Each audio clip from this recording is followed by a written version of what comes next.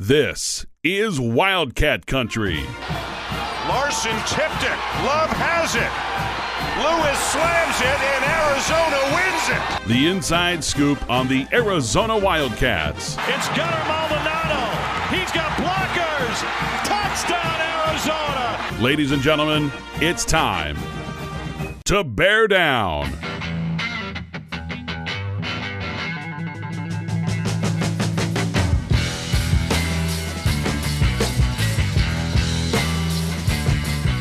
Welcome to another edition of Wildcat Country presented by Harrah's Auction Casino. Eric Cohen and Shane Dale, and it's basketball season, Shane. That's what matters. I'm excited. We get to talk about Arizona playing meaningful basketball games, including one that we saw against Canisius on Monday night. Football team is an absolute disaster. We're going to break that down as we always do.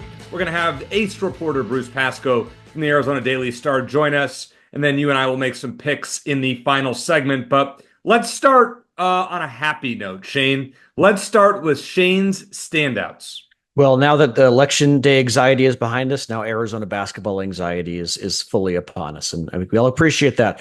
All right, and speaking of men's basketball, let's start with Jaden Bradley, who looks like he's picked up right where he left off toward the end of last season for Arizona.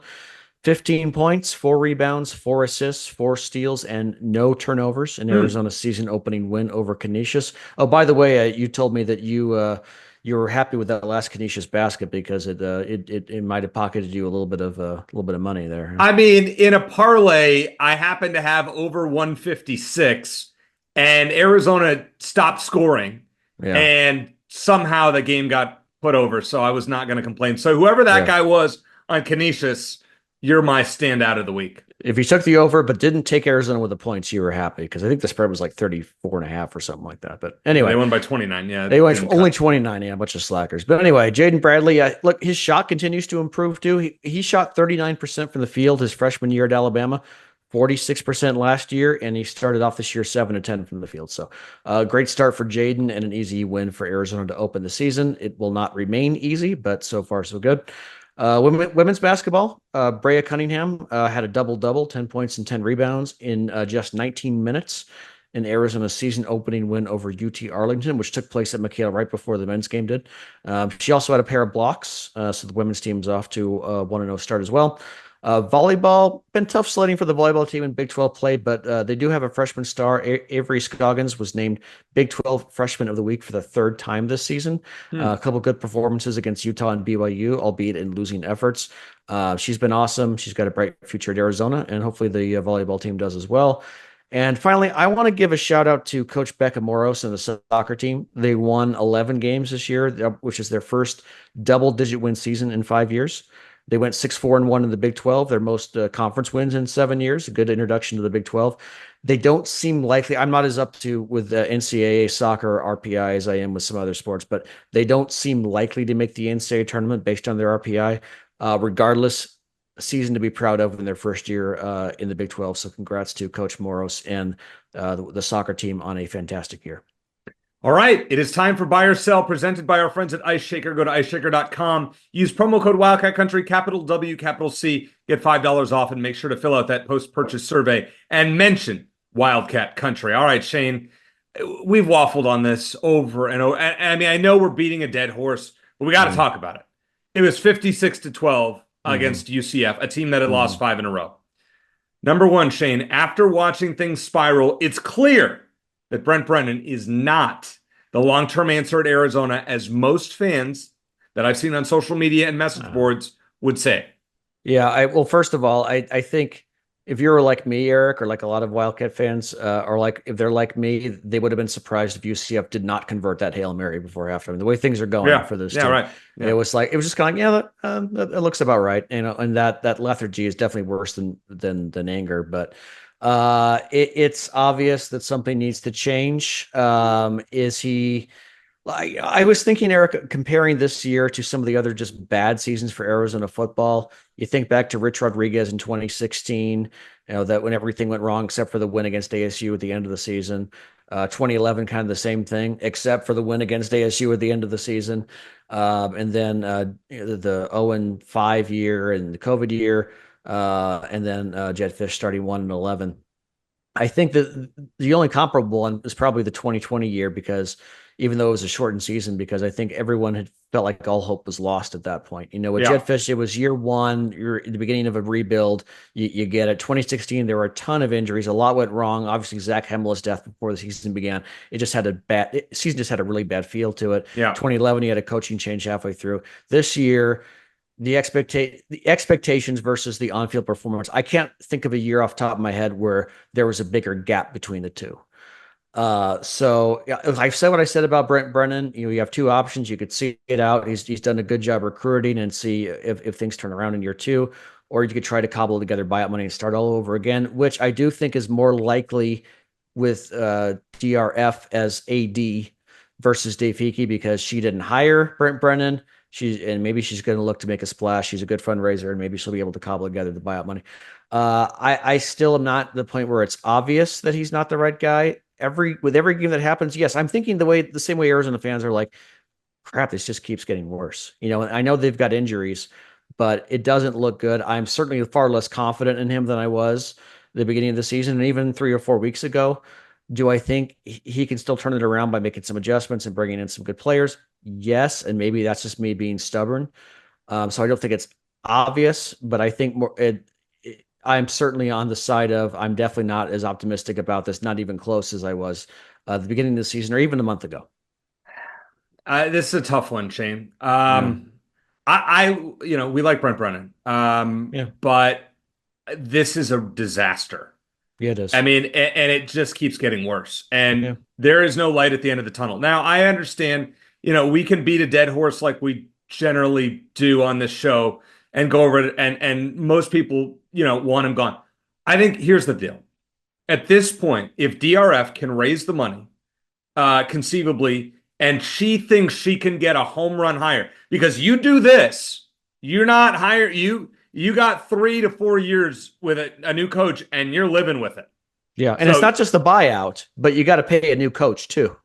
So there's two factors there in terms of the basically, here's the deal. They need to find somebody. They need to find a donor who's willing to put up whatever the buyout money is. What is it, 15 million, 10 million, something like that. somewhere. If they do that, then they can find a coach, probably get somebody a little bit, pay him a little bit more than they did Brennan. But you don't know if they're going to stay around. You don't know how. The guy that would come to mind if I were to think of somebody that I would look at as a replacement is Brennan Marion, who's the offensive coordinator at UNLV, but he's never been a head coach. The go-go offense is cool, and he's done a nice job there, but we don't know anything. I mean, you don't know how this guy is going to recruit. You don't know what anything else is going to look like there. Is it really worth making this move? It might be. I think Brennan has lost the fan base, and I don't know that he can ever get them back. Well, and that's the problem that I have. If things continue the way they do the last 3 games of the season, then I would agree, especially if that includes a loss to ASU. Because I think one of the most bitter pills in this whole thing for Arizona fans is they were convinced that for the foreseeable future, Arizona was likely to be a better football team than ASU. And you think I'm making a bit too big a deal out of that. I think there are a lot of Arizona fans out there, and I think we know a few, who would rather see ASU lose than Arizona win, or at least close to it. I think that's a big deal to be the top dog in the state. And it looked like Arizona, they had claimed that mantle, and then Jed Fish left, and we thought, okay, here we go again. But then Brennan came in and kept a lot of guys, and there was hope. Okay, we can keep this rolling. We can still be the top dog in the state. And already we're back to where we were in 2021, 22, or 2021 anyway. So I think that's a big part of it. So, if like 2011 and 2016, maybe you close this off with a win against ASU, you get a little bit of goodwill, maybe. But of course, that wasn't the expectation going into the season. So I don't know if even that would be enough to take the edge off this year. I can't, at this point, with ASU succeeding and Arizona not, having potentially 3 first-round picks on the roster, plus a quarterback that, let's be honest, I mean, last year they struck lightning in a bottle. That's exactly what it was. And they kind of stumbled into it too with Delora getting hurt. Correct. But you're never going to convince the casual fan of that. I mean, we bought into it, just like most people did. And I don't think, I think there are a lot of people that are not going to renew season tickets if Brent Brennan's brought back. Agree. And I've already seen that as well. Yeah. And I think that's unfortunate. I mean, we've had a chance to talk to him a couple times. It was great when we were talking to his brother and they were on vacation and Brent just came over to say hi. He didn't have to do that. And so Nope. we're rooting for the guy.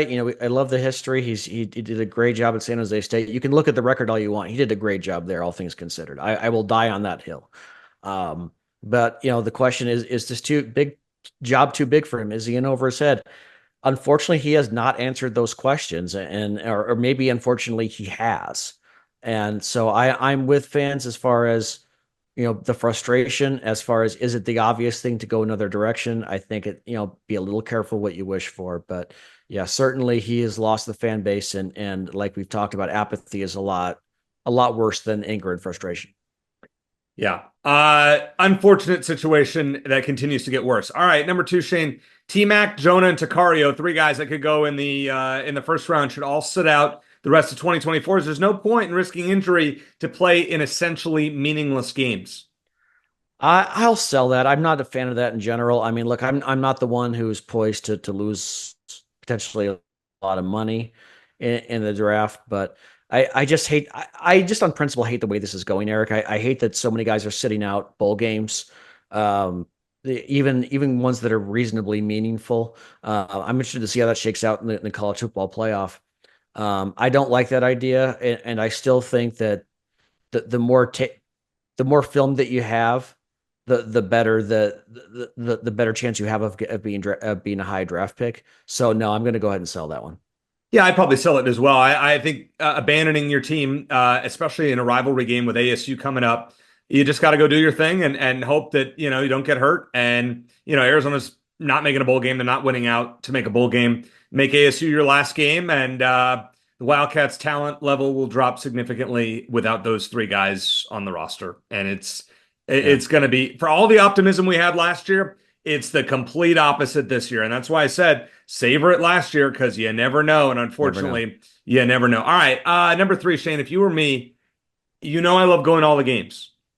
But next Friday night, Wisconsin game at 7 p.m., 2-hour drive down, 2-hour drive home, Houston, 8:15, Arizona coming off a 44-point loss and a bye week. Would you skip it? Buy or sell? You're basically asking me for advice on this. Yeah. Yeah. I look, knowing as committed as you've been and so many awful seasons that you've gone through, I don't know. I feel like I'll sell it just because I feel like you should keep the tradition going. I don't blame you if you don't want to go, especially because you got the Arizona-Wisconsin game.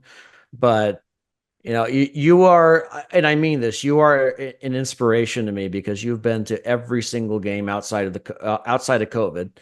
For I don't know how many years now, 15, 20 years.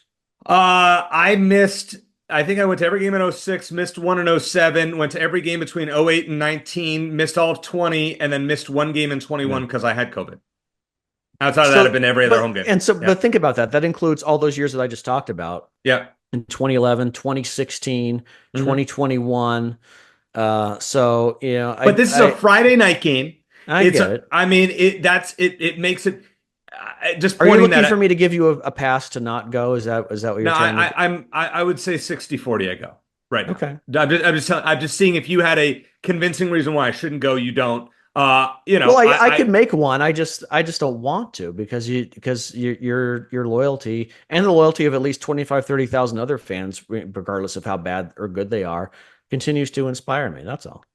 Thank you. The other bad part about this game against Wisconsin is on Peacock. So it's not like I can pull up YouTube TV easily. No, I mean, I have the Peacock app and I can do that, and I have a subscription. But it's kind of a pain in the, I don't know, maybe YouTube TV was a little bit easier. Okay, nonetheless. I got you. All right, let's talk a little basketball here. Is there enough playing time to go around for Toby Awaka, Mo Krivas, Henry Vesar when the competition improves? Yes or no? Probably not. I mean, when you consider Tommy Lloyd likes to play 8 guys, maybe 9 if he absolutely has to. You look at the roster, and I mean, even with just a Waka and Krivas or a Waka and Vesar, even with 2 of those 3 guys, it's tough. And then you look at Carter Bryant and Trey Townsend, who could play the 4 or maybe even the 5 if they need to. It's a good problem to have, but someone I think is going to be unhappy, and I feel like this is the first time in the time Tommy Lloyd's been at Arizona, where he really has this quote unquote problem. Vasar looks sharp. It's very early, but he looks like a completely different guy than we saw the last time he was on the court a couple years ago. Krivas, we're expecting big things from him as he eases back in from injury. Awaka, I'm excited to see what he can do, because Tommy Lloyd and his staff are great at developing big guys like Balo and Koloko. So, but I think ultimately there's going to be an odd man out, and outside of foul trouble, you're going to see two of these guys probably get a lot of playing time. And my guess is it would probably be Awaka and Krivas, and Vasar might fall by the wayside a little bit, just because you can't play them all, and then you beyond that you got Caleb Love and Jaden Bradley and KJ Lewis and Anthony Del Orso and Carter Bryant and maybe even Conrad Martinez. You got legitimately 10 guys who could be on the court, and he's going to have to whittle that down to 8, and one of the odd men out is probably going to be one of those 3 guys. Yeah, it's not gonna. It's probably not gonna be Awaka, and it's probably not gonna be Krivas. So Vasar, and plus we're talking about Trey Townsend. He came over here. Plus you got Carter Bryant, who's a freshman that you're gonna want to be a staple for your team at least next year, if not beyond that. So he's gonna have to play.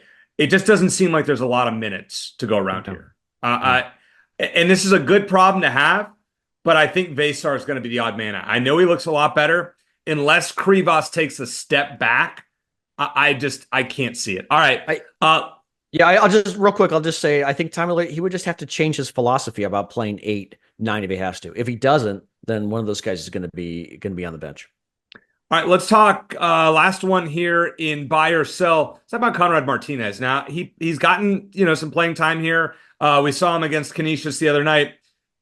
Buy or sell, you expect him to play meaningful minutes in January, February, and March during the Big 12 conference season. I would like to see it, but I'm going to sell for the same reasons we just talked about. I think he's a guy who will come in if necessary. If there's an injury or foul trouble in a game, I think you could see him pick up some minutes. I think he's talented enough to to be on this roster, and I like what I've seen from him so far. But I think he's a guy who'll probably get spot minutes and maybe go get himself a bigger gig at another school after this year. I don't see it. With Jaden Bradley coming back, Caleb Love can obviously play the point. I think that Martinez and Vasar probably seem like the most likely guys to see their minutes reduced when Arizona plays more meaningful games. All right, I would probably agree with that. I can't see it. This team is probably going to go down to an 8-man rotation, maybe 9. Vasar and Martinez. I mean, Martinez, unless somebody gets hurt, he's just too small. I mean, he's a good player. Yeah, I just don't think he can match up. What do they list him at? 5'10", and he's not 5'10". I think he's the guy who could go on and score like 16 points and 5 or 6 assists a game at a mid-major, a high-level mid-major, but just not at a school like Arizona, in my opinion. Yeah, I'd agree with that. They list him at 6 foot. He's not 6 foot. I mean, it just in seeing him in person, he looks like a lot smaller than that. Maybe I'm wrong, but we know how basketball players, they like to lie about players' heights. All right, just a thought about that. All right, don't forget, as always, Wildcat Country is presented by Harrah's Auction Casino. And did you know they are celebrating 30 years as Arizona's home for Caesars Rewards, the only card that gets you to Vegas, New Orleans, and beyond? Where else in the Valley can you earn reward credits that can be redeemed for hotel stays, dining, and more at 50 destinations across the country? Sign up locally at Harrah's Auction Casino. Play and earn rewards from coast to coast. Caesars Rewards, the only card that gets you there. Coming up next, it is the Ace Reporter, as I love to call him, from the Arizona Daily Star, Bruce Pasco, here on Wildcat Country.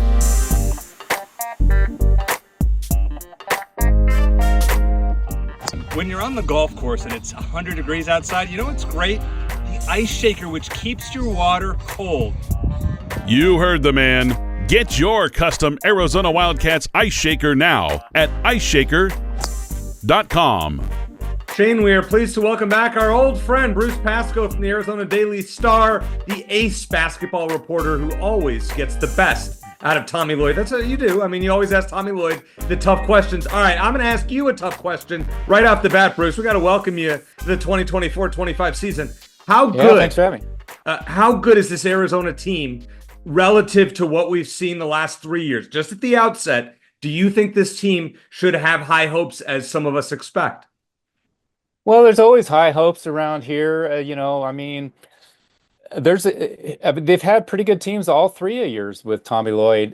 This year, his team is maybe, you know, arguably just a shade below talent-wise at the top, but deeper and more versatile, more different ways they can come at you, I think. And at the end of the day, they may have 3 or 4 NBA guys on this team. I don't know. A couple of them are projected pretty high right now, but yeah. So I mean, I guess maybe it's kind of avoiding the answer, but I mean, I'd say they're pretty comparable. I don't know that I'd say better or worse or anything, but just different mostly. Yeah. Well, we have a small sample size so far, so we'll learn Yeah. more definitely next couple of weeks. But yeah, appreciate you joining us, Bruce. And like Eric said, if Tommy Lloyd had to mention a favorite reporter, I'm sure you'd be at the top of the list. But Well, pre- I don't know about that, but he sees me the most because I'm yeah, very lucky in that I get to travel everywhere they go, and right, so right. I'm always there after the game. And then in the off season, because I'm trying to keep up with what's going on off season wise, I'm often bugging him, and then I'm doing, magazine freelance previews in the middle of summer, You're asking. his shadow, So basically. I'm in his ear a lot. In fact, he Right. jokes with me a lot about trying to put me on a shot clock so I don't keep going on and on about questions, which is probably just as well.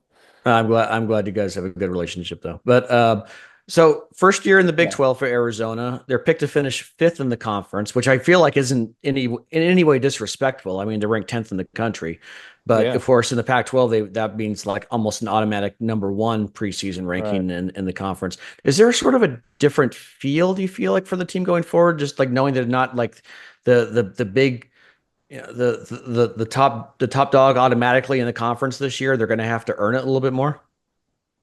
Yeah, for sure. I think so. I don't know if the players feel it, but I think the coaches do, and certainly media we do, and I think fans do a little bit now. I think maybe it's dawned on everybody that, like you said, Shane, that just how can you be picked fifth, 10th nationally and fifth in your own conference? That's never happened before. They've never had 5 teams. I mean, granted, these conferences are all getting bigger because of what's going on, and but it's still very unusual that that's the case, and so it's interesting. They could still be in competition to win this league, but they might fish fifth. They might even finish lower than fifth, but they'll still probably get in the tournament because this team could get 8, 9, 10 teams in. Who knows? And so it's not going to be it's not going to be a shame on a national scale if they finish lower than that, and say they only go 12-8 or even 11-9. If they, as long as they do well in the non-conference, that's going to be okay. The danger for them is that this conference is so tough; it's just going to punch you out and beat you up week to week, and that particularly Arizona's got a backloaded schedule, and it's going Yeah. to be interesting to see if they have any energy left heading into the tournament. Well, you mentioned the backloaded schedule, which is completely different from in previous years where it's been very front loaded. And something I've noted is that when they Yeah. played Clemson in the NCAA tournament last year, it's a game they should have won, but Clemson was probably the best team they had faced in at least 2 months. That's not going to be the case this year. Do you think that could be an advantage for Arizona going into the tournament, Yeah, having to play some really tough teams all throughout the season? yeah, I think it could work. Yeah, I think it should help them. I think the only danger is, honestly, I think the only danger is really that first weekend of the tournament because they're going to have, I'm looking at the schedule. I mean, they've got the last, what, 3, 4 weeks. They've got Houston at home. They go to Baylor. They go to BYU. Or no, they have that BYU here. And then the last 2 weeks, go to Iowa State, come home, play ASU, emotional Tuesday night regular season finale, then play Kansas the last day of the regular season, then probably go home, but then have to come back to Kansas to play, Kansas City in the tournament. So they're going to be a lot going on that Big 12. And then if they do finish, and I think this is something that, with everything going on, we haven't really talked about much, but if you do finish below fourth, you have to play an extra game in that Big 12 tournament. So I'm just saying cumulatively, I think there's going to be a lot going on the last 3 or 4 weeks. And so they could, that is kind of a recipe for staggering into that first round. And then if you get kind of a crazy matchup, that could be trouble. But if they get past that and they get to a Sweet 16 where they have a Clemson type of team, Yeah, you're right, Shane. Absolutely. They would be much more well prepared for that, and they would have had another week to rest. Maybe in the tournament they actually get some sites that are out west instead of playing in the Midwest and the East the whole season. So that could benefit them too. But it could be a little interesting between the conference tournament and the first week of the NCAA's. But we're getting very far ahead of ourselves. But that's just Yeah. the way the schedule looks anyway. All right, so play a little bracketologist here, Bruce. If they were to lose 9, 10, 11 games, what's the highest, in your opinion, what's the highest seed Arizona could get in the NCAA tournament with that many losses? Yeah, wow, that'll be it's gonna be interesting. I think the whole thing, the analytics are really gonna test the committee this year, probably as much as ever, because there's gonna be so many losses, but all these losses are gonna be quad one or quad twos, a lot of quad ones, and so it's the old thing, like how many losses can you have and still be a high seed? Because I think some people, believe there's too much weight on whether they're classified as quad one and quad two, the loss is a loss kind of thing. I don't know. I mean, yeah, yeah. If they lose 11 games, gosh, or overall, you're saying, yeah. Yeah. Um, you know, I would think you could maybe still. That's a lot though. Regular season. I mean, assuming one of those is in the let's see, one of those in the conference tournament. I mean, that might imply they, Let's say maybe 10 regular season losses. I'll, maybe I'll make it only. easy. Yeah, 10 regular Yeah, I'm season thinking losses and 21 and 10. yeah, yeah. Well, that would imply a lot.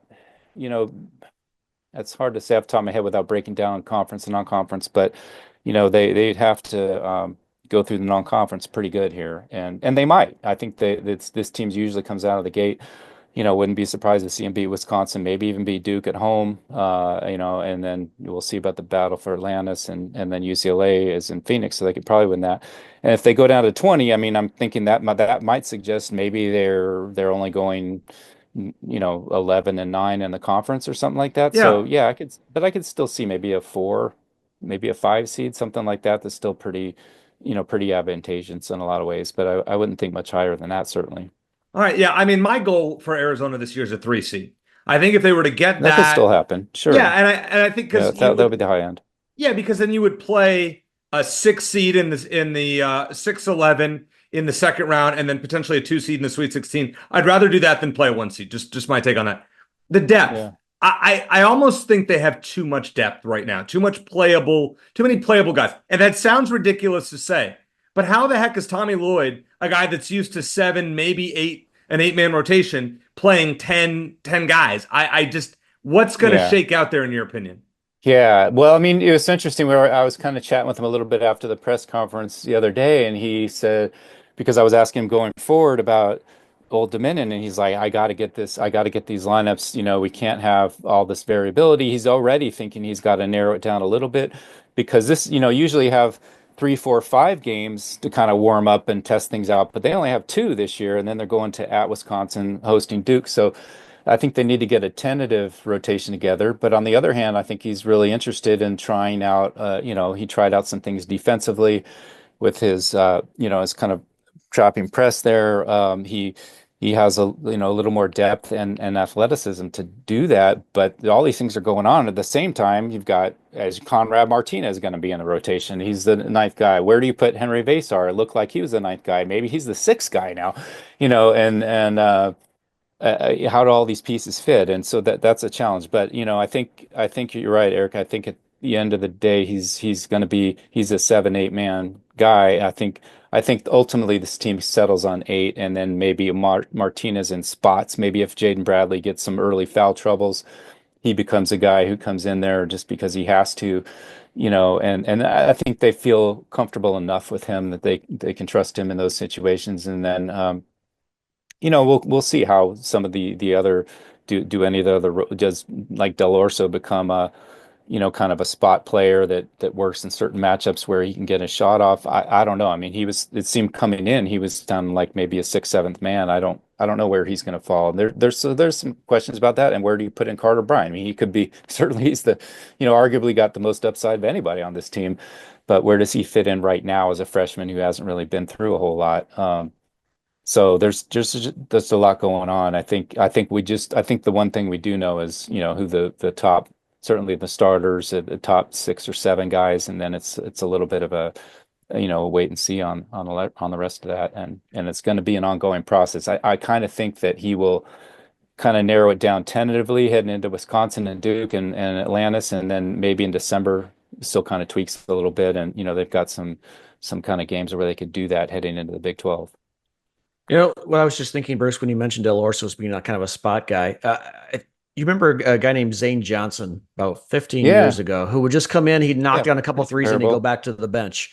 And Yeah. and Del Orso might have a bigger role in that, but that's just something that popped in my head as you were talking, that maybe that's the kind of role he could play, which would not be a bad role to have at all. Um, Yeah, I mean, he hasn't really had that, but I could see that being a thing. It's tough to tell because he was such a big scorer and for Campbell, but that's yeah, a much different level, and you just don't know how the stats are going to translate. But he had a really good exhibition season. He just had a bad night on Monday, right. 1 for 9, I think, shooting.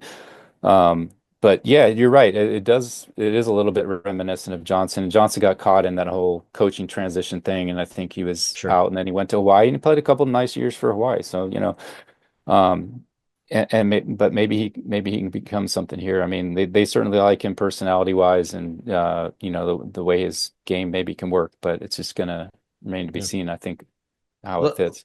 let me ask you just about the big guys in particular, because I think you kind of have a logjam in that area too with Tobe Awaka, Mo Krivas, and Henry Vesar, like you said. And again, a good problem to have, but Vesar looks better than he did when he last time Yeah. he was on the court a couple years ago. Krivas, we expect some big things, and then Awaka, we've seen what Tommy Lloyd and his staff can do in terms of developing big men like him. How do you think that shakes out in terms of playing time? It's that's actually been the biggest question of all, because I think we know what they've got on the perimeter, and they know they need to rely on those 3 guys as much as they can, and then they've got some backup pieces. But I think Vesar's really probably been the biggest surprise, at least to us on the outside, because he looks so much different than he did as a freshman. We didn't see him last year because he was hurt, but now he's confident, he's stronger. I think the biggest knock on him as a freshman is he was talented. You could see the mobility and the shooting he had, but he was a little tentative and he wasn't strong. And was he, kind of a question about how tough was he? But I don't, he's really kind of answering that so far. So now it's a question of, right, where did, even in this lineup with Kriva still coming off the bench for now, he's already been the 6th guy. It makes you wonder if he's going to be a 6th guy, or maybe they could even start him against some teams. I mean, typically Lloyd's narrowed it down starting wise, he goes with the same starter. So it's hard to imagine, that he might pop in different starting lineups, but they do have that possibility with a guy like Vesar. He's definitely, playing like a starter at this point, and he brings a really different dimension to them. So then you got them, Yeah. you got Awaka, who's kind of like that bulldog in a China shot deal, but he's getting better, I think, at controlling himself and watching out for fouls. We'll see how that develops, but doesn't it's not that critical because they have a lot of bodies there. As long as they're not in too much danger foul trouble wise as a team, but there's that. And then, Krivas, we'll see. That's an interesting thing because he's going to be counted on to play heavy minutes once he gets healthier. I think he's going to be working it back gradually with his foot injury. And and then, you've got, Trey Townsend too, who, is kind of could play a 3, but he's Hmm. basically been a 4, but he's kind of versatile, mid-major player of the year. He's been around, there's a lot of options there, and I think Tommy Lloyd is really, thinking about that. He definitely likes having the two bigs, and but typically he's had Tabellis and Keyshaw Johnson, guys that in that 6'8", 6'9", 6'10" range, and now he can throw out Vesar and Krivas together like he did a couple times the other night, and Yeah. that's really an interesting weapon. So I guess to answer a long answer here, but there's many different looks even within that front court, and I think he's going to use them a lot, but probably at the end of the day, starting wise, you got to think Krivas and Townsend are probably going to be the guys there. Yeah, I tend to agree with that. And last question from me for you, Bruce. And I asked this of Matt Muehlbach last week. Interested to get your take. I'm interested to see who's going to fill that Pelle Larsson role late in games. I mean, obviously Caleb Love is a guy who can take over late. He's that alpha on the team. But then Pelle Larsson was just nails late in games for Arizona on defense, making big shots, big free throws. Who do you think might be able to be that closer along with Caleb Love on this year's team? Yeah, I think Carter Bryant has the skills to do that, but he's a freshman still, and Larson was a third year player in there who'd really been around, and really had the defensive experience. So, it might be a stretch for that, but I think KJ Lewis probably, as much as Love really can, certainly he's starting in his spot, but I think he can do a lot of those things as well. I mean, his shot's not as proven as Larson's was, but he's improving there, and, we'll see if that kind of develops more, but certainly defensively, he can handle a bunch of different types of players, which Larson was good. I always thought one of the things people didn't talk about enough with Larson is how he could defend a power forward who's, a 6'10" power forward on another team. It wasn't a big deal for him. They have that. That is something to fill there. And then there's a reason why Larson not only got drafted, but, made the team there in Miami. I mean, he can do a lot of different things. So it's hard to say, but I think, with Lewis and Love, maybe especially Lewis, they can fill a lot of that. And then again, with the front court guys we just talked about, a lot of that can spill back. A lot of those guys can play back. Certainly Townsend and can play the three if needed, guard a four, guard a three, whatever. So that again, versatility is big. All right, Bruce, you're around this team more than just about anybody. What's the vibe like amongst the players, coaches, just everything? Does it feel the same as the past few years, or is it different in any way?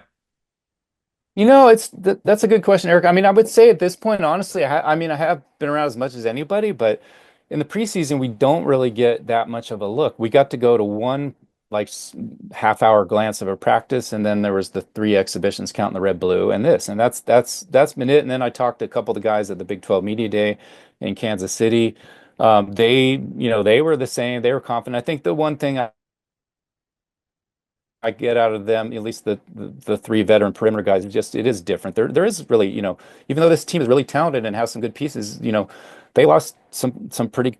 They lost 4 starters. So you just don't do that. Even in today's day and age, it's still an adjustment. So I think there's a feeling of the vibe I get is that they think they're a little more versatile. They think they're better defensively. Tommy Lloyd's not so sure. We'll see.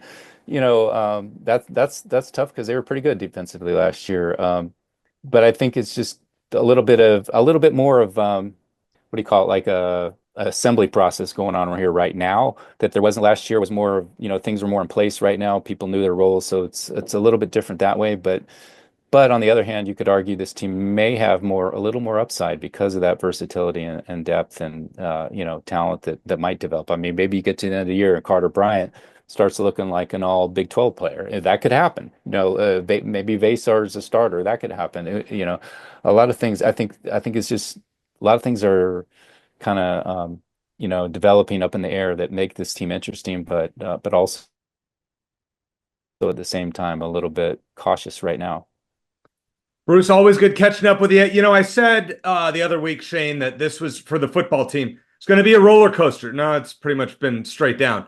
Like if you're in the stratosphere, that one in Vegas. This basketball team, very well with this schedule, going to be a roller coaster. Get ready. Bruce, always good to talk to you. I'm sure we'll catch up with you again here soon. Yeah, thanks for having me, guys. Appreciate it.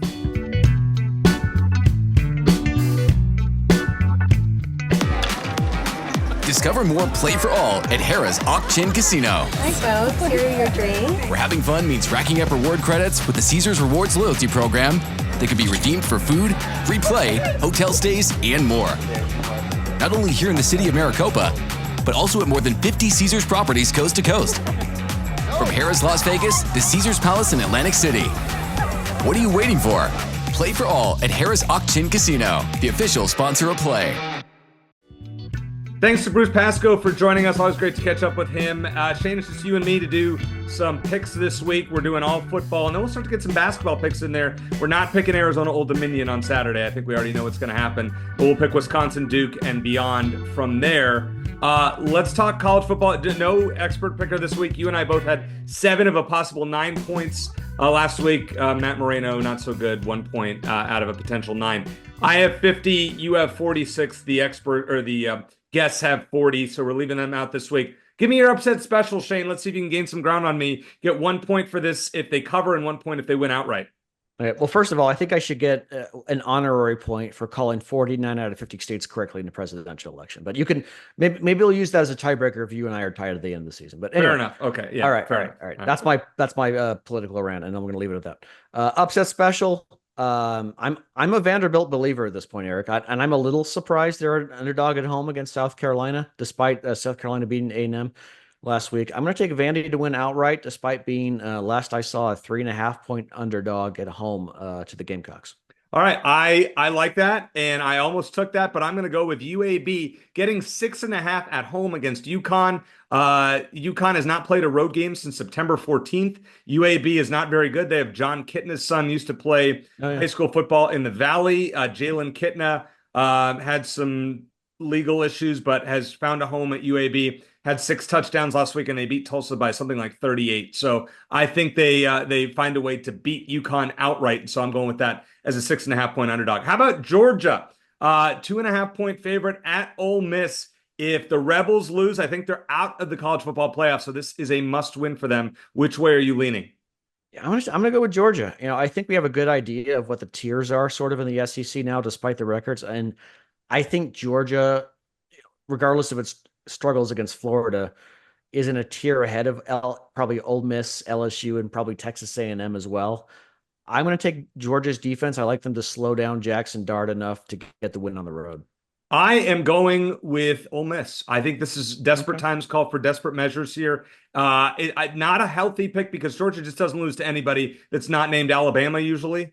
But there's got to be a first time for everything. I mean, it's been like 50-something games that they have a winning streak against teams not named Alabama. I think at some point that has to end. This Ole Miss desperate, going with it. Big 12 matchup here in Lubbock. Colorado is a 3.5 point favorite at Texas Tech. I think Colorado wins this game by 6 or 7. I think they're the better team as far as, offensively. I think it'll be a shootout to take the over.